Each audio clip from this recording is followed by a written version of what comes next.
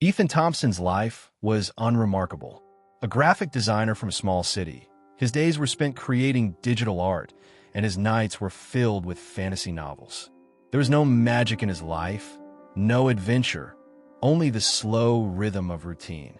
But all of that changed one fateful evening. On a quiet walk through the park near his apartment, Ethan stumbled upon an ancient fountain that had been neglected for years. He knelt down to examine it, curious about the stone, which seemed to faintly glow. As he touched the cold surface, a strange sensation surged through him. Before he could pull away, a blinding light enveloped him, and he felt himself falling. When the light faded, Ethan found himself standing on a strange, alien landscape. Two moons hung in the sky, casting an eerie glow over a lush, mystical forest. He was no longer in his world. Panic surged within him. What? Where am I? A tall figure approached, a woman whose appearance seemed ethereal. She wore shimmering robes that seemed to catch the light of the moons, and her silver hair framed her face. Her eyes glowed softly, like stars in the night sky. "You are an Eloria," she said, her voice calm but commanding. "And you have been chosen." Ethan stumbled backward. "Chosen for what? I don't understand." The woman's gaze softened. "Eloria is a world in danger. Magic, the very essence of our world, is being consumed by a dark force known as the Nihil.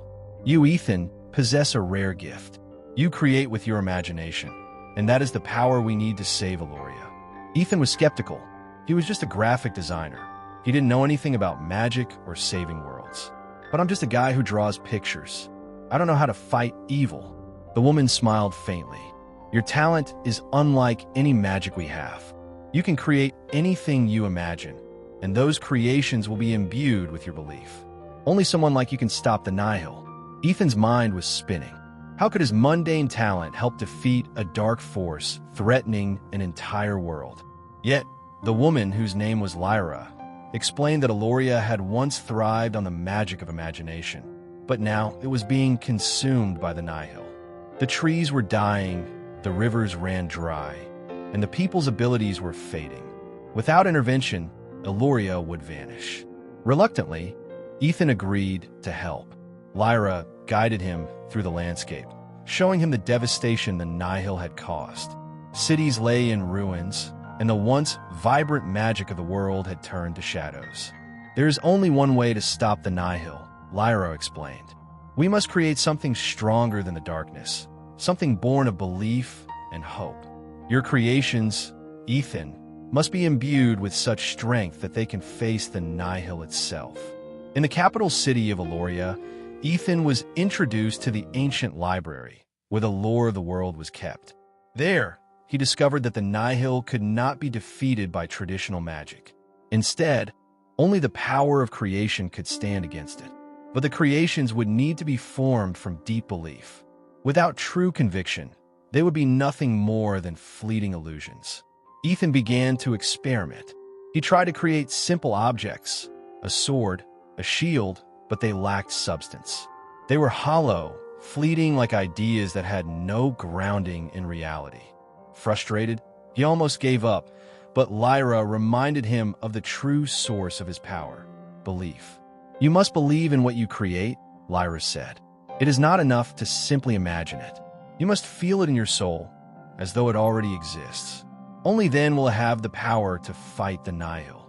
The realization hit Ethan like a lightning bolt. His creations needed more than just the power of his mind. They needed the conviction of his heart. With this newfound understanding, Ethan sat down once more. This time, he didn't just imagine a sword. He envisioned a weapon that could change the fate of Eloria, something forged from his deepest desire to protect the world. He believed in it with every fiber of his being. As he completed the design, a soft glow filled the air.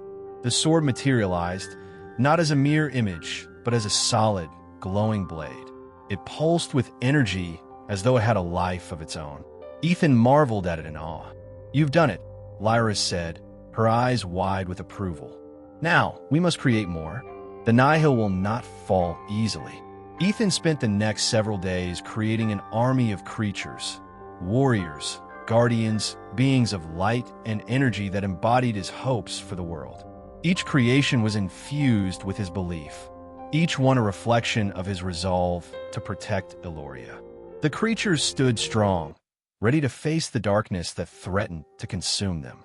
When Nihil's army arrived, shadowy, monstrous forms that tore through the city, Ethan stood at the heart of the battlefield, holding his glowing sword. The creatures he had created surged into battle, clashing with the dark forces in a battle that seemed endless. As the Nihil's army advanced, Ethan raised his sword high, his voice calling out to his creations. He believed in them. He believed in their power. The sword pulsed, radiating with energy, and a brilliant light erupted, cutting through the shadows. The Nihil screamed as the light from Ethan's creations tore through the darkness. The battle raged, but the light grew stronger, and the Nihil's forces began to disintegrate. Ethan's belief had created something that the darkness could not withstand. Finally, as the last wave of shadow was destroyed, Ethan plunged his sword into the heart of the Nihil. With a tremendous explosion of light, the Nihil vanished, leaving only the remnants of its destruction behind. Eloria was saved. The people of Eloria hailed Ethan as a hero, but he remained humble.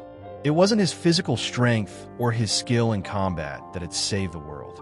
It was his belief, his creativity, that had turned the tide.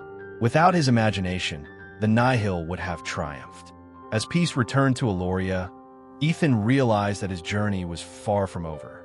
He didn't just save this world. He had discovered a deeper purpose: to create, to inspire, and to believe in the power of imagination.